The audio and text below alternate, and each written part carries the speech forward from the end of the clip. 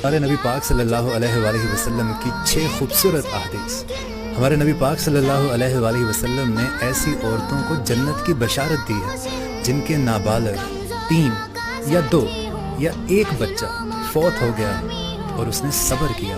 آپ نے ارشاد فرمایا کہ جس شخص نے شب جمعہ سورہ داخان کی تلاوت کی وہ بخشا ہوا صبح کرے گا۔ آپ نے ارشاد فرمایا کہ جس شخص نے نماز فجر کے بعد قل هو اللہ احد پوری سورت 10 مرتبہ پڑھی تو اس دن میں اسے کوئی گناہ نہیں پہنچے گا، اگرچہ شیطان کتنی ہی کوشش کیوں نہ کرے۔ آپ نے فرمایا کہ جو شخص پہلے سلام کرتا ہے وہ غرور سے پاک ہوتا ہے۔ آپ نے ارشاد فرمایا کہ تم جس چیز کو اللہ کے ڈر کی وجہ سے چھوڑو گے تو اللہ تعالیٰ تجھے اس سے بہتر چیز عطا فرمائے گا۔ اور آپ نے ارشاد فرمایا کہ ایک نماز کے بعد دوسری نماز کی ادائیگی کا انتظار کرنا جنت کے خزانوں میں سے